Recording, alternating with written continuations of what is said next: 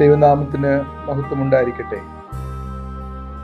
Calvary കുരിശിൽ നമുക്കായി പ്രാണൻ വെടിഞ്ഞ ലോകരക്ഷകനായ യേശുക്രിസ്തുവിൻ്റെ സഹനങ്ങളോട് ചേർന്നുള്ള യാത്രയാണല്ലോ നോമ്പുകാലം.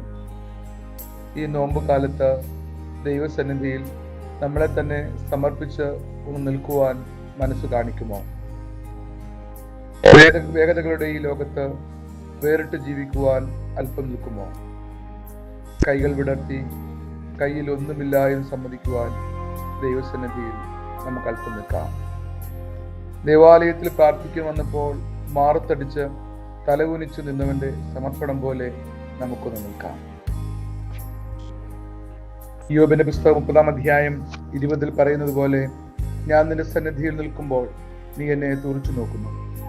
സങ്കീർത്തനക്കാരൻ നമ്മോട് പറയുന്നുവല്ലോ, ദൈവസന്നിധിയിൽ ആർ വസിക്കും, ആർ നിൽക്കും. നിഷ്കളങ്കരായി നമുക്ക് ദൈവസന്നിധി നിൽക്കാം. നീതി പ്രവർത്തിച്ച് ദൈവസന്നിധി നിൽക്കാം. ഹൃദയപൂർവ്വം സത്യം സംസാരിച്ച് ദൈവസന്നിധി നിൽക്കാം. നാവുകൊണ്ട് കുരുള പറയാതെ ദൈവസന്നിധി നിൽക്കാം. തന്റെ കൂട്ടുകാരനോട് ദോഷം ചെയ്യാതെ ദൈവസന്നിധി നിൽക്കാം. കൂട്ടുകാരന് അപമാനം വരുത്താതെ ദൈവസന്നിധി നിൽക്കാം. ഭക്ഷണത്തിനായി എണ്ണി ദൈവസന്നിധി നമുക്ക് നിൽക്കാം. യഹോവ ഭക്തന്മാരെ ബഹുമാനിച്ച് ദൈവസന്നിധി നമുക്ക് നിൽക്കാം.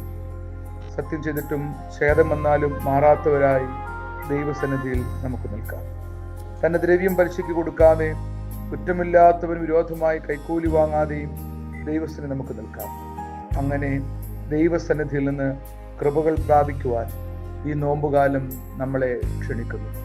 ലോകത്തിലേക്ക് നോക്കിയവർ പ്രകാശിതരായി, അവരുടെ മുഖം ലജ്ജിച്ചു പോയില്ലെന്ന് സങ്കീർത്തനക്കാരൻ ഓർപ്പിക്കുന്നത് പോലെ ദൈവം എല്ലാവരെയും അനുഗ്രഹിക്കും.